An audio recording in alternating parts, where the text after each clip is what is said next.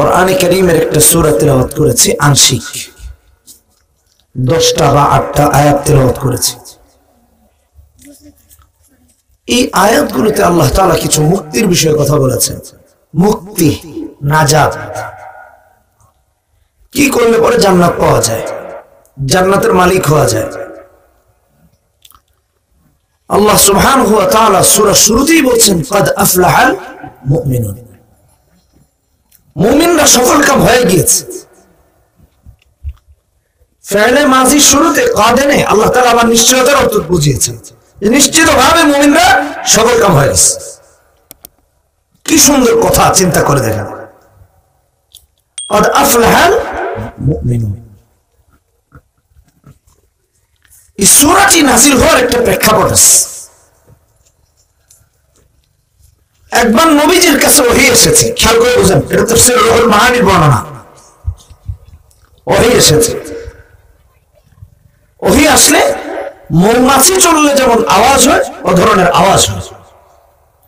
ওহী এসেছে, ওহী আসার সাথে সাথে রাসূলুল্লাহর কাছে হাত তুলেছেন, দুহাত তুলে দোয়া করতে আরম্ভ করলেন।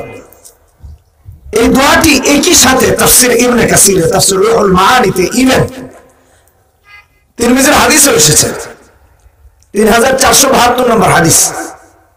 রাসূলুল্লাহ দোয়া করতে লাগলেন, আল্লাহুম্মা জিদনা ওয়া লা তানকুসনা ওয়া আকরিমনা ওয়া লা তুহিননা ওয়া আ'তিনা ওয়া লা তাহরিমনা ওয়া আথিরনা ওয়া লা তু'থির আলাইনা ওয়া আরদিনা ওয়ারদ আন্না। রাসূলের উম্মতের জন্য রাসূল নিজে দোয়া করেছেন আল্লাহর কাছে। সুবহানাল্লাহ। এই একটা দোয়া কিয়ামত পর্যন্ত স্মরণীয়, এত জানে মানে এই কয়েকটা বাক্যের ভেতরে আল্লাহ রাসূল এমন দোয়া করেছেন যে উম্মত যদি শুধু এই দোয়াটার উপরই থাকতে পারে আর কিছু লাগবে না। আল্লাহুম্মা জিদনা ওয়া লা তানকুসনা, আল্লাহ বাড়ায় দেন, কমায়েন না আমাদেরকে, সম্মানিত করুন, লাঞ্ছিত করবেন না, আমাদেরকে বেশি করে প্রদান করেন, আমাদেরকে মাহরুম করবেন না, বঞ্চিত করবেন না। সবার উপর আমাদেরকে সবচেয়ে পছন্দনীয় করে নেন, আমাদের উপর কাউকে পছন্দনীয় করবেন না। কি সুন্দর দোয়া, চিন্তা করেন, আমাদের উপর খুশি হয়ে যান, আমাদেরকেও খুশি করে দেন আল্লাহ। সুবহানাল্লাহ। কি দোয়াইটা না রাসূল করেছেন।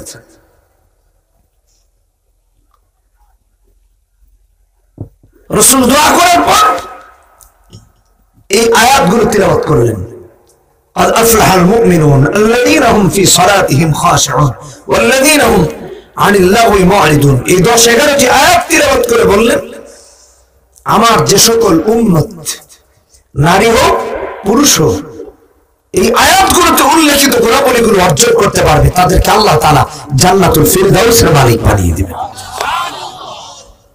আর আল্লাহ নিজেও বলেছেন 10-11 নম্বর আয়াত, الذين يرثون الفردوس هم فيها خالدون। খালি জান্নাতুল ফিরদাউসের মালিক হবে না, ওখানে অনন্ত অসীমকালের জন্য থাকবে। কত বড় সৌভাগ্যবান। প্রশ্ন আল্লাহ করলেন, উত্তর আল্লাহ দিয়ে দিয়েছেন, জান্নাতে যাওয়ার রাসূলুল্লাহ দিয়ে দিয়েছেন। অথচ এই পরীক্ষায় সবাই ফেল, অধিকাংশই শয়তানের প্ররোচনায় পড়ে এগুলো থেকে দূরে থেকে নিজেকে জাহান্নামী বানিয়ে নেয়। বোঝার জন্য বলতেছি আর কি। এলাকাটা যেহেতু এক ধরনের, এখানে আলহামদুলিল্লাহ মুসলিম অমুসলিম সবাই মিলে থাকে, একটা বিশাল অংশ। তো ভাবছিলাম কি বিষয়ে বায়ান করা যায়, ভাবলাম কিছু আমলি বিষয়ে কথা বলি, সময় অল্প। হযরত আয়েশা সিদ্দিকার আদাবুল মুফরাদে এসেছে এবং তাফসীর রুহুল মাআনিতে এসেছে। আম্মা জানের কাছে গিয়ে জানতে চাওয়া হলো, হে আল্লাহর রাসূলের স্ত্রী, রাসূলের আদর্শ কেমন ছিল, রাসূলের চারিত্রিক গুণাবলীগুলো কি ছিল? হযরত আয়েশা সিদ্দিকা রাদিয়াল্লাহু তাআলা আনহা এই আয়াতগুলো পড়িয়ে শুনিয়ে দিয়ে বললেন, এই সবটাই ছিল রাসূলের আদর্শ। সুবহানাল্লাহ। সেগুলো কি সামনে শুনেন আলোচনায়, যেন আমরা আমল করতে পারি আর কি। মুযাকারার আলোচনা আজকে, অন্যদিন ওয়াজ হবে। মুযাকারায় অনুযায়ী 2-4টা কোরআন থেকে, কোরআনের নসিহত, আমার না, আল্লাহর বক্তব্য, আমি জাস্ট একটু পৌঁছে দেওয়ার জন্য আর কি। সেই গুণাবলীগুলো কি? আল্লাযীনা হুম ফি সালাতিহিম খাশিউন, নামাজে বিনয়ী হওয়া, নামাজে ভীত হওয়া, রবের সামনে বিনয় অবনত চিত্তে দাঁড়িয়ে যাওয়া, ডানে বামে সামনে পিছনে যেন কোনোদিক মনোযোগ না যায়। এখন তো জুতার ব্যবসা, জুতা রাখলে চিন্তা ওইদিকে থাকে, আল্লাহ জানে জুতাখানা মাত্র কিনা আনছে নতুন, আছে না নাই নামাজ পড়তে পড়তে। বাস্তব কথা বলতেছি, এটা খুশিও না, এটা খুশিও না। আগে বলছি কিছু আমলি কথা বলবো যেগুলো কাজে আসবে। ওয়াজ তো অনেক হতে পারে, অসুবিধা নেই, বুঝতে হবে কথাগুলো। একটা হলো খুশু আর একটা হলো খুজু। আল্লামা তাকি উসমানী দাওয়াত বারাকাতুহু আলাইহি ইসলাহি খুতবাতে 14 নম্বর খণ্ডে খুশু আর খুজু অর্থাৎ আল্লাযীনা হুম ফি সালাতিহিম খাশিউন খুব সুন্দর ব্যাখ্যা করেছেন। একটা হলো খুশু আর একটা হলো খুজু, খেয়াল করে বুঝবেন। একটা খ শিন দিয়া আর একটা খ দাদ দিয়া, লিখতেও পার্থক্য আছে, অর্থেও পার্থক্য আছে। খুশু কি? নিজের আত্মাটাকে, অন্তরটাকে, হৃদয়টাকে রবের সামনে একাগ্র চিত্তে সমর্পণ করে দেয়া।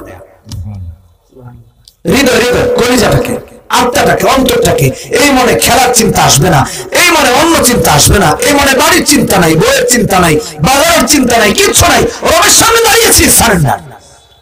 ডানও নাই বামও নাই, সামনেও নাই পিছনেও নাই, হৃদয়টাকে আত্মাটাকে রবের সামনে দাঁড় করানো, এটা হলো খুশু। এটা খুশু।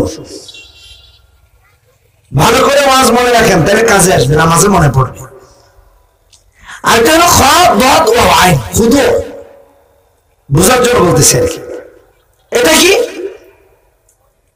মাথা থেকে পা পর্যন্ত যতগুলো অঙ্গ প্রত্যঙ্গ আছে, জবান, হাত, পা, বডি ল্যাঙ্গুয়েজ, চক্ষু, মাথা, ঘাড়, সবটাকে রবের সামনে বিনয়ের সাথে দাঁড় করিয়ে দেয়। ঝড় খুঁজো, খেয়াল করে বুঝতে হবে। এখন তো নামাজ নিয়েও তামাশা হয়, নামাজে দুষ্টামি করে, ছেলেরাও করে, বুড়ারাও করে, সবাই করে, কম আর বেশি। আমি বোঝানোর জন্য বলতেছি। এই আয়াত নাযিল হলো কেন? আল্লাযীনা হুম ফি সালাতিহিম খাশিউন। খেয়াল করে শুনুন, সাহাবায়ে কেরাম নামাজে দাঁড়িয়ে আকাশের দিকে তাকাতেন। তখন এটা নিষিদ্ধ ছিল না। তাফসীর রুহুল মাআনিতে এসেছে, আল্লাহ তাআলা এই আয়াত নাযিল করলে সাহাবায়ে কেরাম নিজের দৃষ্টিকে সিজদার দিকে অবনমিত করিয়ে দিয়ে আল্লাহ তাআলার এই আয়াতের উপর আমল করা আরম্ভ করেছেন। আল্লাযীনা হুম ফি সালাতিহিম খাশিউন, নামাজে বিনয়ী হওয়া, নামাজে একাগ্রতা তৈরি করা, অঙ্গ প্রত্যঙ্গ দিয়ে, নিজের আত্মা দিয়েও। আল্লাহ তাআলা অনেক বলেছেন, ওয়া কুমু লিল্লাহি কানিতিন। হাদিসের মধ্যে এসেছে, বুখারী, কুননা নাতাকাল্লামু ফি সালাত আলা আহদি রাসূলিল্লাহ সাল্লাল্লাহু আলাইহি ওয়াসাল্লাম। বুখারী বর্ণনা, বুখারী শরীফের হাদিস। সাহাবায়ে কেরাম নামাজে দাঁড়িয়ে কথা বলতেন। আমি এটা খাশিউনের ব্যাখ্যা করতেছি আর কি। আল্লাযীনা হুম ফি সালাতিহিম খাশিউন, খাশিউনের ব্যাখ্যা করতেছি যে বিনয় অবনত চিত্তে রবের সামনে দাঁড়ানো কি? কথা বলা, খোঁজাখুঁজি করা, এদিক সেদিক তাকানো। এখন তো ছোটরা বড়রা এদিকে তাকায়, ওদিকে তাকায়, কি করে না করে, এগুলো করবেন না, জায়েজ নাই, এটা হারাম। নামাজ রবের কাছে কবুল হবে না। ছেলেপেলেরা একদিকে দুষ্টামি করে, বড়রা আরেকদিকে দুষ্টামি করে, এটা উচিত না। আবার অনেকে নামাজে দাঁড়িয়ে দ্রুত গতিতে কেরাত আরম্ভ করে, কেরাত পড়তে পড়তে ওরে বাপ রে বাপ, বুলেট গতিতে। নাসার বিজ্ঞানীরা কি রকেট আবিষ্কার করছে, তার চেয়ে স্পিডে চলে। তো নামাজ নয়,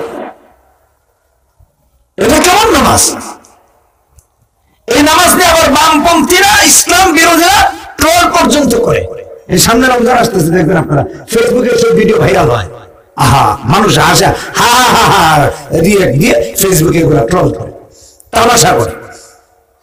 এরকম নামাজ পড়বেন না, বিনয়ের সাথে পড়বেন, একাগ্রচিত্তে পড়বেন, খুশুখুলুর সাথে নামাজ আদায় করতে হবে, তাহলে রবের কাছে মকবুল নামাজ হবে। এই নামাজ সালাম ফেরানোর আগে রবের আরশ পর্যন্ত পৌঁছায় যাবে।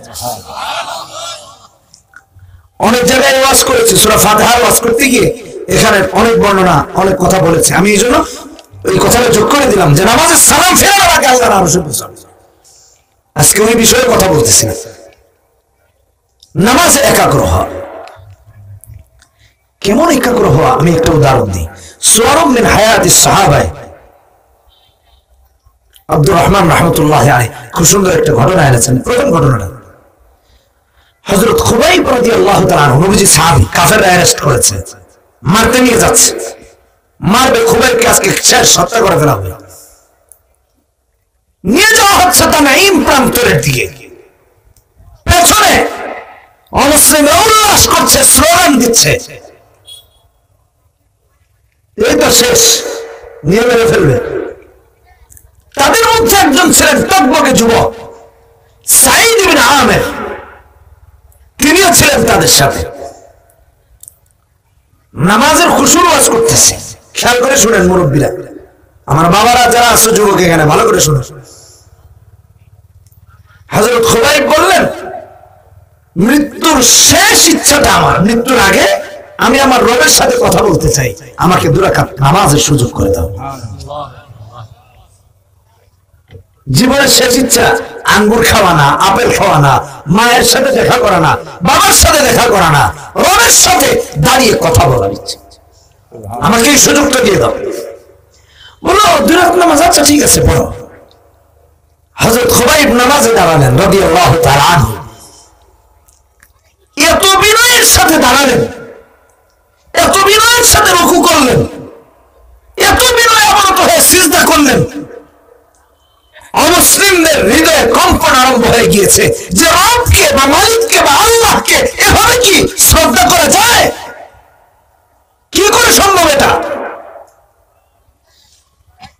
সাঈদ ইবনে আমির বাড়িতে আসলেন, বিছানায় গেলেন ঘুমাতে, হযরত খুবাইবের নামাজের চিত্র তার চোখে মুখে ফুটে উঠতে আরম্ভ করলো। মাথা থেকে যায় না, সিজদার চিত্র মাথা থেকে যায় না, রুকুর চিত্র মাথা থেকে যায় না, একটাই চিন্তা, মৃত্যুর আগ মুহূর্তে এত বিনয়ের সাথে, এত বিনম্র ভাবে, এত নিশ্চিন্ত ভাবে রবের সামনে দাঁড়ানো যায়? একটু পরে যার মরণ হবে, এটা সম্ভব না। তার মন সাক্ষী দিল যে রবের সামনে মৃত্যুর আগে শেষ ইচ্ছা হয় দাঁড়িয়ে যাওয়া, আর সেই দাঁড়িয়ে যাওয়া হয় এত বিনয়ের, এত ভদ্রতার, এত শিষ্টাচারের, এই আল্লাহ কোনদিন মিথ্যা হতে পারে না। সাঈদ ইবনে আমির আল-জুমাহি রাসূলের কাছে হাজির হয়েছেন, হে আল্লাহর রাসূল, আমাকে কালেমা পড়ান। হযরত খুবাইবের নামাজ আমার কলিজায় পরিবর্তন এনে দিয়েছে, আমি কালেমা পড়ে মুসলমান হতে চাই। কালেমা পড়ে মুসলমান হয়ে গেলেন। ঘটনা বিশাল লম্বা, ওদিকে যাচ্ছি না, জাস্ট এই পার্টটা নামাজের আমি শোনালাম। একাগ্র চিত্তের নামাজ শুধু নিজের না, অন্যেরও লাইফ চেঞ্জের কারণ হতে পারে।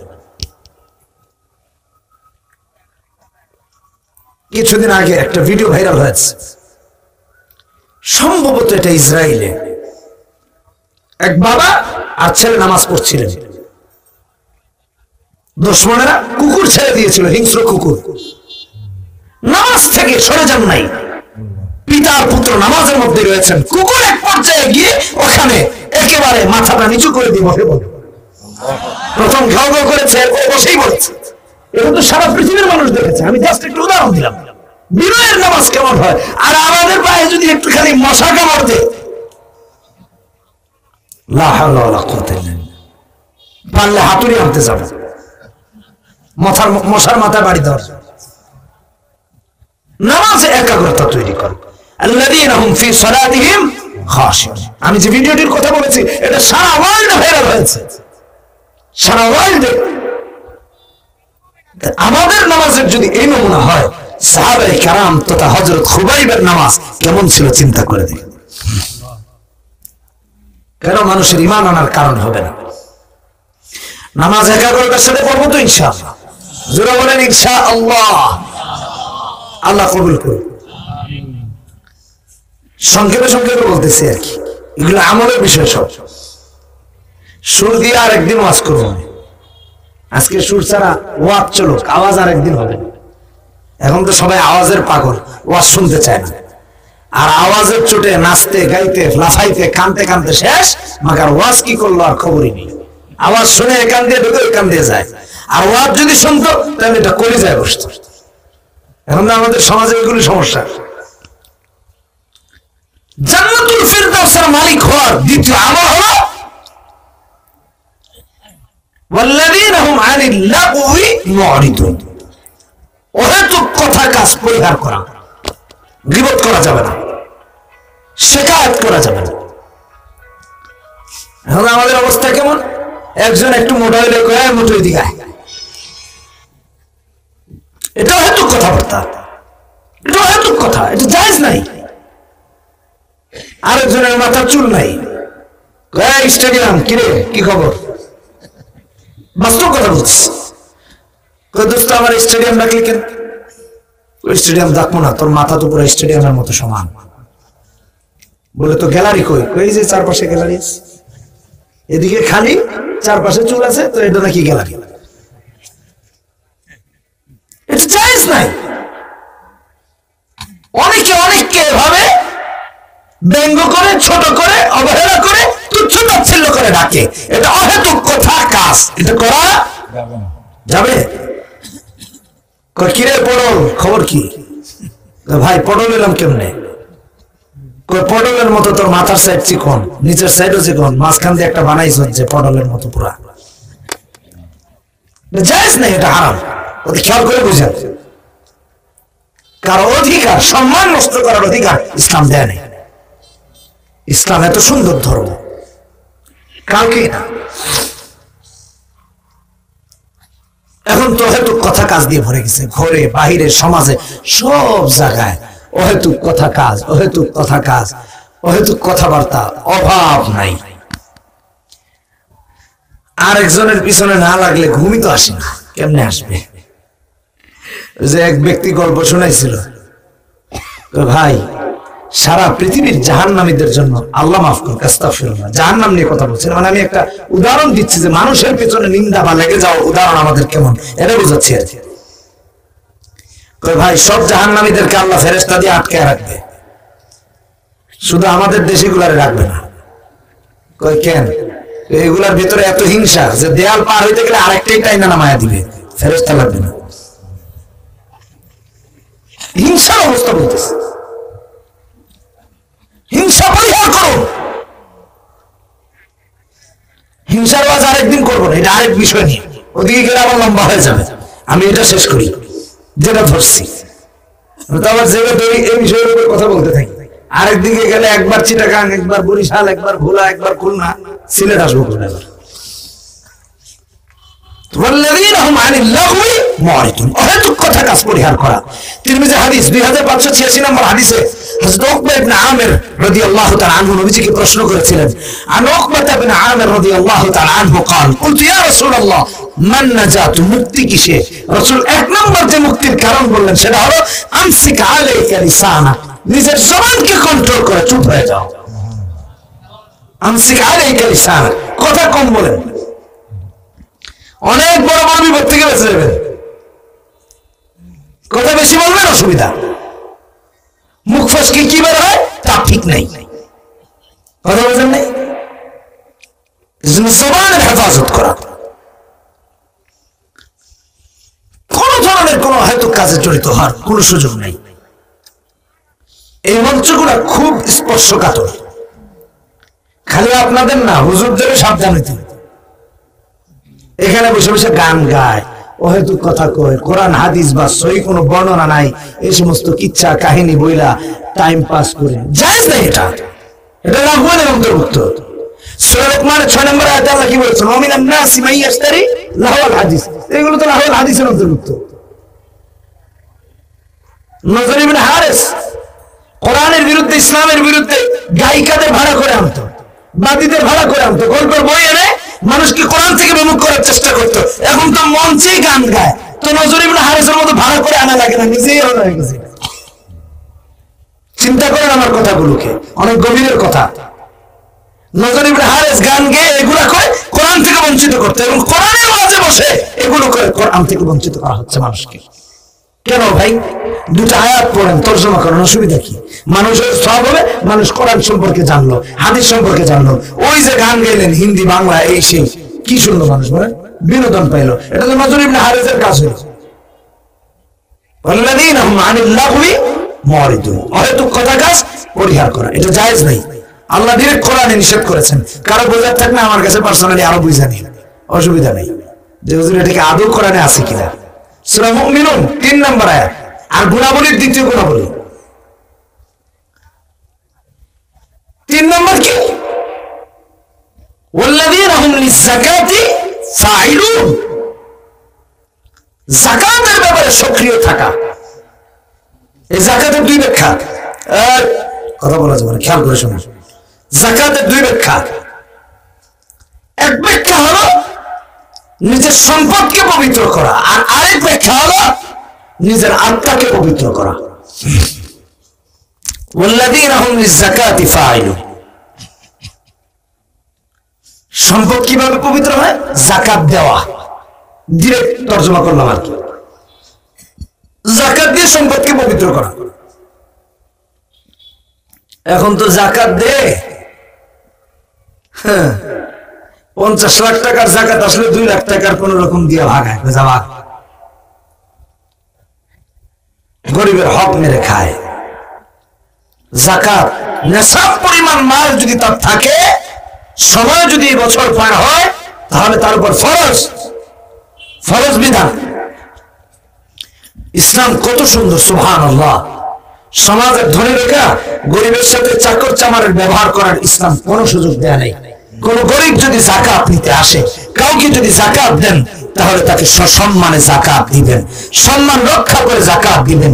এখন আসলে যা যা যা যা দিয়ে দিছি, ভাগ শেষ হয়ে গেছে, কপালে তার বিরক্তের ছাপ ফুটে ওঠে, সে পার্শ্ব ঘুরিয়ে চলে যায়, পৃষ্ঠপ্রদর্শন করে চলে যায়। আল্লাহ রাব্বুল আলামিন এর জন্য শাস্তির ব্যবস্থা কোরআনে কারিমে রেখে দিয়েছেন। আপনি যাকাত দিয়ে গরিবের উপর আহসান করেন না, সম্ভব। গরিব আপনার যাকাত দিয়ে আপনার উপর আহসান করেছে, নয়তো আপনি আপনার ফরজ পালন করার কোনো সুযোগ পেতেন না। যাকাতের টাকা দিয়ে রাস্তা করলে যাকাত এটা হতো না, মাদ্রাসার বিল্ডিং বানালে যাকাত হতো না, যদি একান্তই সেটা এতিমদের জন্যই, অর্থাৎ কি বলে এটাকে, যাকাতের উপযুক্ত ব্যক্তিদের জন্য যদি না হয়, বা উল্টা ব্যাখ্যা করেন না, যদি পুরোটাই একেবারে যাকাত যারা খাওয়ার যোগ্য তাদের জন্য হয়, এটা ভিন্ন কথা। আমি বোঝানোর জন্য বলতেছি, মসজিদ বানানো যাবে না, স্পর্শকাতর একটা বিষয়। যদি যাকাতের যারা খাওয়ার উপযুক্ত তারা যদি না নিত, তাহলে আপনি যাকাত দিতেন কারে দিতেন? এখন গরিব মানুষ গেলে তার সাথে হামকি ধামকি করে দিয়েছে 2 লাখ টাকার যাকাত ফরজ হয়েছে, আর 48 লাখ বাকি। কেন গরিবের সাথে আচরণ করেন? তারপরে আবার সেই 2 লাখ টাকার যাকাত দিতে গিয়ে মানুষকে মাইকিং করে ঘোষণা দিয়েছে না হলো 50,000-এর। এখন 50,000 মানুষ হাজী সাহেবের বাড়িতে এসে হাজির, পাবে মাত্র 2,000 লোক। খেয়াল করে বুঝেন, পাবে 2,000 লোক, আসছে কত? এখন 50,000-এর চাপাচাপিতে আর গুতাগুতিতে 3 জন নিষ্পেষিত হয়ে নিহত। পরের দিন সব পত্রিকার হেডলাইন, কাজের কাজ একটা হয়েছে, যাকাত দিই আর না দিই পত্রিকা তো আছে, আমার নামটা মানুষ তো চিনল। আমি এই কথা বোঝাতে চাচ্ছি না, আমি যে মেসেজ দিতে চাচ্ছি সেটা হলো, এখন যাকাত আল্লাহকে দেখানোর জন্য দেয় না, এলাকার লোকেরা কি বলবে এই জন্য সামান্য নামকে অস্তে দিয়ে ভালো সাজবার চায়। কথা বলেন না কেন, ঠিক কিনা বেঠে? যাকাত দিতে হবে কার জন্য? জোরা বলেন, কার জন্য? কাকে খুশি করার জন্য? না জনগণকে খুশি করার জন্য? আরে আল্লাহকে খুশি করার জন্য। আর সেটা দিতে হলে ওই 2 লাখ হবে না, বাকি 48 লাখের যাকাত দিতে হবে। এই ভঞ্চং মার্কা যাকাত দিলে হবে না। আল্লাহ যেন সূরা তাওবায় বলেছেন 34-35 নম্বর আয়াতে, ইয়াউমা ইউহমা আলাইহা ফি নারি জাহান্নাম ফাতুকওয়া বিহা জিবাহুহুম ওয়া জুনুবুহুম ওয়া যুহুরুহুম হাযা মা কানাসতুম লিআনফুসিকুম ফাযুকু মা কুনতুম তাকনিজুন। কড়া হুঁশিয়ারি দিয়েছেন আল্লাহ তাআলা। আরেকটা বিষয় কি, আত্মাকে পবিত্র করা। কোরআনে কারীম সূরা আলা 30 নম্বর পারা 15-16 নম্বর আয়াত, قد أفلح من تزكى وذكر اسم ربه فصلى। আল্লাহ নিজে বলতেছেন যে তার নিজেকে পবিত্র করেছে সে সফল কাম হয়ে গেছে। অন্য জায়গায় সূরা শামস 30 নম্বর পারাতে 9-10 নম্বর আয়াতে আল্লাহ কি বলেন, قد أفلح من زكاها وقد خاب من دساها كذبت ثمود بطغواها إذ بعث أشقاها فقال لهم رسول الله ناقة الله وسقياها। একের পর এক আল্লাহ তাআলা ঘোষণা করেছেন যে তার আত্মাকে পবিত্র করেছে, আত্মাকে পরিশুদ্ধ করেছে, সে সফল কাম হয়ে গেছে। আর আল্লাহ তো এখানে সফলতার কথা বলেছেন, ওয়াল্লাযীনা হুম লিযাকাতি ফাইলুন। যাকাত দিয়ে আত্মাকে পবিত্র করে।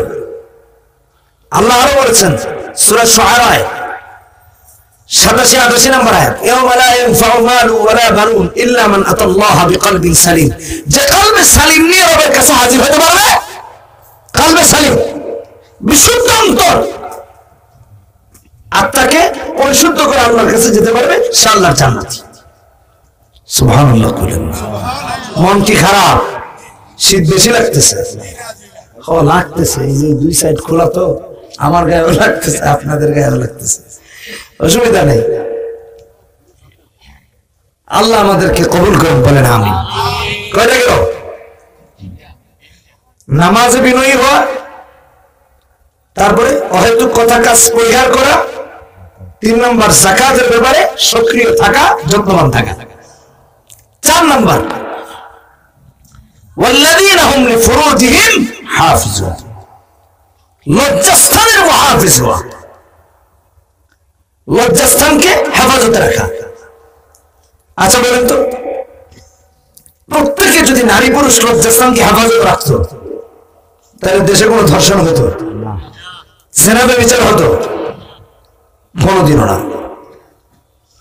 এই জন্য অনেকে আসে খালি মাদ্রাসা শিক্ষা সিলেবাস চেঞ্জ করেন, মাদ্রাসা আমি বলি, আর স্কুল কলেজে শিক্ষা সিলেবাস চেঞ্জ করেন।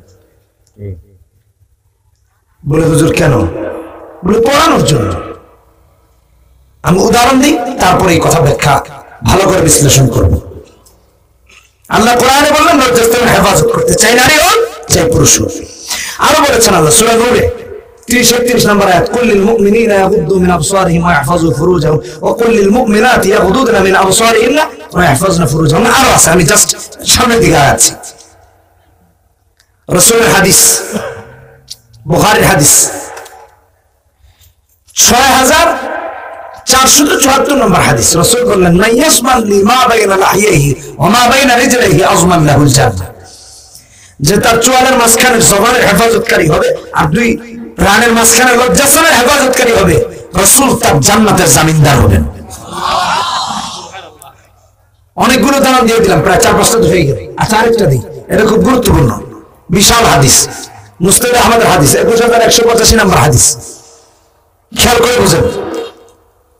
এক যুবক রাসূলের কাছে এসে বলতেছে, ইয়া রাসূলুল্লাহ, আমাকে জিনা করার পারমিশন দেন, আমি জিনা করতে চাই। এই জমানায় যদি কোন হুজুরের সামনে কথা বলতো তাহলে মুগলের বাড়ি একটা মারতে পারতো না। তোর কত বড় সাহস, করবি আকাম কুকাম, আবার আইসিস পারমিশনের জন্য। বিষয়টা এমনই হতো। রাসূলের কাছে এসে অনুমতি চেয়েছে। আহা, নবীজির আদর্শ কত সুন্দর দেখেন। ইন্না ফাতান শাবান আতা নবী সাল্লাল্লাহু আলাইহি ওয়াসাল্লাম ফাকালা ইযযান লি বিযনা ইয়া রাসূলুল্লাহ, আমার জানার পারমিশন দেন। যুবক এসে বলতেছে। নবীজি বললেন, আচ্ছা তুমি জানা করবা? বলে হ্যাঁ। আচ্ছা শোনো তো, তুমি যে কথাটা আমাকে বললা, আমি তোমাকে একটু জানতে চাই, তোমার মায়ের সাথে অন্য কেউ যদি জেনা করতে চায় তুমি দিবা? অসম্ভব ইয়া রাসূলুল্লাহ, প্রশ্নই ওঠে না। নবীজি বললেন, তাহলে তুমি যার সাথে জেনা করবে সেও কি কারণে করবা? তোমার যদি মেয়ে থাকে আর এই মেয়ের সাথে আরেকজন জেনা করতে চায় তুমি অনুমতি দিবা? জি না ইয়া রাসূলুল্লাহ, এটা দিতেই পারি না, প্রশ্নই আসে না। নবীজি বললেন, তাহলে তুমি যার সাথে জেনা করবা সেও কি কারণে করবে? কিভাবে জেনা করবা? নবীজি আবার বললেন, তোমার বোনের সাথে কাউকে জেনা করতে দিবা? এটা কি হতে পারে নাকি ইয়া রাসূলুল্লাহ? নবীজি বললেন, তাহলে তুমিও তার সাথে জেনা করবা, সেও তো কারো না কারো বোন, কারো না কারো বোন। নবীজি বললেন, তোমার ফুফুর সাথে? প্রশ্নই ওঠে না। খালার সাথে? অসম্ভব। খেয়াল করে বুঝবেন। আল্লাহু আকবার, আল্লাহু আকবার। নবীজি বললেন, তুমি যার সাথে জেনা করবা সে কারো না কারো মা, কারো না কারো মেয়ে, কারো না কারো বোন, কারো না কারো খালা, কারো না কারো ফুফু। নিজের বেলায় যদি এদের সাথে জেনা করতে না দাও, তাহলে তুমি তার সাথে করবা, সেও তো কারো না কারো আত্মীয় স্বজন। ছেলেটির কল পরিবর্তন হয়ে গেল, আত্মা পরিবর্তন হয়ে গেছে। এই হাদিসের বর্ণনাকারী শেষে বলেন, শুধু তাই না, মৃত্যু পর্যন্ত তার আর অন্তরের ভেতরে কোনোদিন জেনাহের আকাঙ্ক্ষাই তৈরি হয়। কিভাবে সমাজ চেঞ্জ করবেন? আচ্ছা বলেন তো, এই যে এতগুলো কথা বললাম ধর্ষণ জেনা বন্ধ হওয়ার জন্য, এগুলো কি সায়েন্সের কোনো বই আছে? ভালো করে উত্তর দেন। আমিও জেনারেল লাইনেরও স্টুডেন্ট, পড়াশোনা করেছি, সো আপনাদেরকে এই জন্য জিজ্ঞেস করলাম। বলেন, সায়েন্সের কোন বই আছে? আর্টসের কোন বই আছে? কমার্সের কোন বই আছে? সমাজ বিজ্ঞানের কোন বই আছে? বলেন। সোশিয়োলজি নিয়ে পড়েছি, কোন বই আছে? বলেন। কোন বইয়ে নাই। এটা কিতাবুল্লাহ তথা আল্লাহর কিতাবে আছে, এটা রাসূলের কিতাবে আছে, রাসূলের বলা কথাবার্তা আছে, বক্তব্যে আছে। অতএব যারা এখন মাদ্রাসা নিয়ে মনের ভিতরে চুলকায়, গায়ের ভিতরে চুলকায়, মাদ্রাসা শুধু সিলেবাস চেঞ্জ করো, এটা করো, এটা করো, আমি তাদেরকে বলতে চাই, আরে যেভাবে বিচার ধর্ষণ বন্ধ করতে হলে মাদ্রাসার সিলেবাসকে স্কুল, কলেজ, ইউনিভার্সিটিতে বাধ্যতামূলক করে দাও, বাধ্যতামূলক করে দাও, ধর্ষণ বন্ধ হয়ে যাবে, আর কিচ্ছু লাগবে না। ওয়াল্লাযীনা হুম লিফুরুজিহিম হাফিজুন। কয়টা গেল? চারটা। আগে কইছি, আজকে ওয়াজ না, মুযাকারা চলতেছে। 5 নাম্বার, ওয়াল্লাযীনা হুম লিআমানাতিহিম ওয়া আহদিহিম রাউন। 5-6 আমানতের ব্যাপারে যত্নবান হও। 6 নাম্বার, নিজের ওয়াদা রক্ষার ব্যাপারে যত্নবান হও। এখন তো ওয়াদা দেখায় মাইকের সামনে, আমি 50 বস্তা আছে, অসুবিধা নেই। এই 50 বস্তায় 50 বছর যায়, মাগার আর হাসিল করা যায়। রাস্তা ভাঙ্গা থাকলে কয়, কোনো টেনশন করবেন না, আপনারা খালি ভোটটা আমারে দিয়েন, এরপরে আর কোনোদিন খুঁজে পাবেন না। ও সরি, মানে আসলটা মুখ দিয়ে বের হয়ে গেছে আর কি, মনে কিছু দিয়েন না, ডোন্ট মাইন্ড। মানে সবসময় আপনাদের পাশে থাকবো, হ্যান কারঙ্গা তেন কারঙ্গা, আর আগে যেটা ভুলে হয়ে গেছে এটাই পাওয়া যায়। কথা বলেন ঠিক কেন? ঠিক। ওয়াদার ব্যাপারে যত্নবান না, ওয়াদার ব্যাপারে যত্নবান না, আমাদের ব্যাপারে যত্নবান না। আহা, আমানতের ব্যাপারে যত্নবান, ওয়াদার ব্যাপারে। বুখারী হাদিস,